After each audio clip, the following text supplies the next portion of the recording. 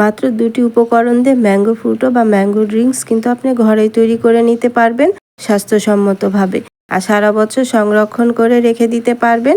আম তো ফুরিয়েই যাচ্ছে, ঝটপট এরকম করে ম্যাঙ্গো ফ্রুটো বা ম্যাঙ্গো জুস সংরক্ষণ করে রেখে দিতে পারেন। বাচ্চাদেরকে সারা বছর এরকম ফ্রেশ ম্যাঙ্গো ফ্রুটো বা ম্যাঙ্গো জুস দিতে পারবেন। আসসালামু আলাইকুম, কেমন আছেন সবাই? চলুন তবে দীপা কিচেন্স থেকে শুরু করা যাক কিভাবে এই ম্যাঙ্গো ফ্রুটো বা ম্যাঙ্গো জুসটি আমি তৈরি করেছি। সেজন্য এখানে আমি 1 কেজির মতো আম নিয়েছি। আর আপনারা বানালে অবশ্যই একটু বেশি করে বানাবেন, অনেক টেস্টি হয় আর সারা বছর সংরক্ষণ করে রেখেও খাওয়া যায়। ম্যাঙ্গো ফ্রুটো তৈরি করার জন্য অবশ্যই আপনাকে পাকা আমটাই নিতে হবে। এভাবে আমি পাকা আমের খোসাটা ছাড়িয়ে নিচ্ছি, দেখতে পাচ্ছেন। আর এই ম্যাঙ্গো ফ্রুটো বা ম্যাঙ্গো জুস কিভাবে সংরক্ষণ করতে হয় সেই টিপসগুলো আজ আমি শেয়ার করব। ভিডিওটা না টেনে পুরোটা ভিডিও দেখবেন, আশা করছি আপনাদের কাজে আসবে। এভাবে আমি আমগুলো ছোট ছোট কিউব করে কেটে নিচ্ছি আর খুব ফ্রেশ আমগুলো আমি নিয়ে নিয়েছি। বাচ্চারা তো সবসময় এরকম ম্যাঙ্গো জুস বা ম্যাঙ্গো ফ্রুটো খাওয়ার বায়না ধরে, আর এরকম করে ফ্রেশ ঘরে কিন্তু আপনি তৈরি করে সারা বছর রেখে দিতে পারবেন। খুব সহজ বানানো আর খুব অল্প উপকরণ দিয়ে কিন্তু এই ম্যাঙ্গো ফ্রুটো বা ম্যাঙ্গো জুসটি তৈরি হয়ে যায়। দেখে নিশ্চয়ই বুঝতে পাচ্ছেন যে আমি কিভাবে আমগুলো কেটে নিচ্ছি। আমি একটু ছোট ছোট কিউব করছি, যেহেতু এই আমগুলো আমি 2 মিনিটের মতো সেদ্ধ করে নেব। আপনি চাইলে বড় করেও কেটে নিতে পারেন। আমি ছোট ছোট কিউব করে কেটে নিচ্ছি। দেখতে পাচ্ছেন যে আমগুলো আমি খুব ভালো করে কেটে নিয়েছি। আর খুব বেশি পাকা আম দিয়েও কিন্তু এরকম ম্যাঙ্গো ফ্রুটো বা ম্যাঙ্গো জুসটি তৈরি হয়ে যায়। আর এই ম্যাঙ্গো ফ্রুটো তৈরি করতে অবশ্যই কাঁচা আমের প্রয়োজন হবে। আমি একটি কাঁচা আম নিয়ে নিয়েছি। এখন একবারে কাঁচা আম পাওয়া মুশকিল। আপনাদের হাতের কাছে যদি কাঁচা আম থাকে তাহলে কাঁচা আমটা নিয়ে নেবেন। আর কাঁচা আমটা দেওয়ার কারণ হচ্ছে পাকা আমগুলো খুব বেশি মিষ্টি থাকে, আর কিছুটা কাঁচা আম দিলে এই ম্যাঙ্গো ফ্রুটোটা খেতে একটু টেস্টি হয়, কিছুটা টকটক হয়।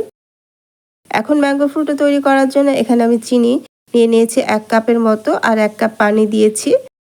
এখানে আমি 1 কাপ চিনির জন্য 1 কাপ পানি দিয়ে আমি পানিটা ফুটিয়ে নেব খুব ভালো করে। এখানে কিন্তু শিরা করার প্রয়োজন নাই। পানিটা যখন চিনির পানিটা খুব ভালো করে ফুটে গেছে তখন আমি ঠান্ডা করার জন্য রেখে দিচ্ছি। এদিক থেকে যে আমি আমগুলো কেটে রেখেছিলাম সেই আমগুলো আরেকটি পাত্রে আমি দিয়ে দিলাম। এখানে পাকা আমের সংখ্যায় বেশি থাকবে, কাঁচা আম কিন্তু খুবই অল্প পরিমাণ থাকবে।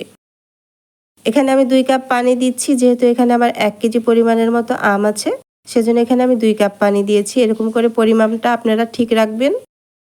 আর এই আমগুলো কিন্তু ঢেকে দেওয়া যাবে না, তাহলে কিন্তু ম্যাঙ্গো ফ্রুটের কালারটা নষ্ট হয়ে যাবে। চুলাটা মিডিয়াম আঁচ করে রেখে আমি 2 মিনিটের মতো জাল করে নিয়েছি। খুব বেশি কিন্তু সেদ্ধ করা যাবে না, তাহলে কিন্তু এই ম্যাঙ্গো ফ্রুটোটা খেতে ভালো লাগবে না। কিছুটা যখন 50% এর মতো সেদ্ধ হয়ে গেছে তখন আমি এখানে দিয়ে দিচ্ছি 1 টেবিল চামচের মতো সাইট্রিক অ্যাসিড দিয়ে দিচ্ছি এখানে আমি। আর এই সাইট্রিক অ্যাসিডটা দিলে কিন্তু এই ম্যাঙ্গো ফ্রুটোটা সংরক্ষণ করে রেখে খাওয়া যাবে। আর এই সাইট্রিক অ্যাসিডটা কিন্তু যে কোনো মুদি শপে পাওয়া যায়। 2 থেকে 3 মিনিটের বেশি কিন্তু আমগুলো সেদ্ধ করা যাবে না। এখন আমি একটি ব্লেন্ডারের জারে দিয়ে দিয়েছি। এখন আমি এই আমগুলো ব্লেন্ড করে নেব। আর আপনারা চেষ্টা করবেন আঁশ ছাড়া আমটা নেওয়ার জন্য। আর স্মুথ একটা ব্যাটার তৈরি হয়ে গেছে। এখন আমি ছেঁকে নিচ্ছি। ছেঁকে নিলে এই ম্যাঙ্গো জুসটা আরও বেশি স্মুথ হবে। অবশ্যই ছেঁকে নেওয়ার চেষ্টা করবেন, যেহেতু এখানে কিছুটা কাঁচা আম ব্যবহার করা হয়েছে। আর আমটা কিন্তু খুব বেশি সেদ্ধ করা হয়নি, 50% এর মতো। সেজন্য অবশ্যই ছেঁকে নেবেন, তাহলে কিন্তু জুসটা খুব বেশি স্মুথ হবে। আমের পিউরিগুলো কিন্তু আমি ছেঁকে নিয়েছি, দেখতেই পাচ্ছেন যে কতটা স্মুথ হয়েছে। ম্যাঙ্গো ফ্রুটও কিন্তু তৈরি হয়ে গেছে। আর ঘনত্বটা দেখছেন এখন কিছুটা ঘন আছে, যেহেতু আমি আগে যে চিনি পানিটা আমি শিরা করে রেখেছিলাম সেই পানিটা এখানে দিলে কিছুটা পাতলা হয়ে যাবে। আর যখন আপনারা এই জুসটা খাবেন তখন আপনারা ঠান্ডা পানি দিয়েও খেতে পারবেন, কোনোই সমস্যা হবে না। আর এভাবে কিন্তু ম্যাঙ্গো ফ্রুটো বা ম্যাঙ্গো জুসটা তৈরি করে রেখে দেওয়া যায়। আগে থেকে যে আমি চিনি পানিটা জাল করে রেখেছিলাম সেই চিনি পানিটা এখানে আমি দিয়ে দিলাম।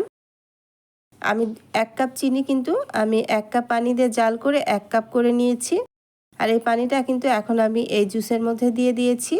আর চিনিও কিন্তু প্রিজারভেটিভের কাজ করে। আর যেহেতু আমি পানিটা খুব ভালো করে জাল করে নিয়েছি, এখানে কিন্তু এই পানিটা ব্যবহার করলে এই জুসটা নষ্ট হবে না।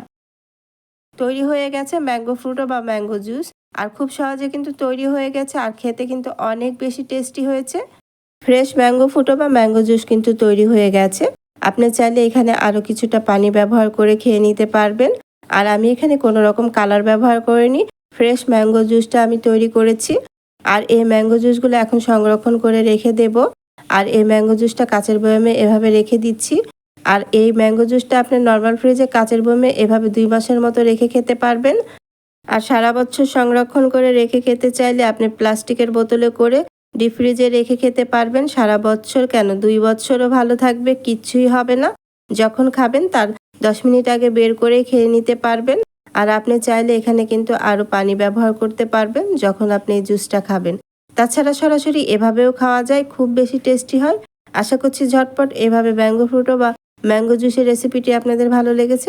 রেসিপিটি ভালো লাগলে অবশ্যই আমার ইউটিউব চ্যানেলটি সাবস্ক্রাইব করে দেবেন, একটি লাইক কমেন্ট শেয়ার করে দেবেন। আর যারা ফেসবুক পেজ থেকে দেখছেন তারা অবশ্যই আমার ফেসবুক পেজটি ফলো দিয়ে রাখবেন, একটি লাইক কমেন্ট শেয়ার করে দেবেন। দীপা কিচেন্স মানে নতুন ও সহজ রেসিপি।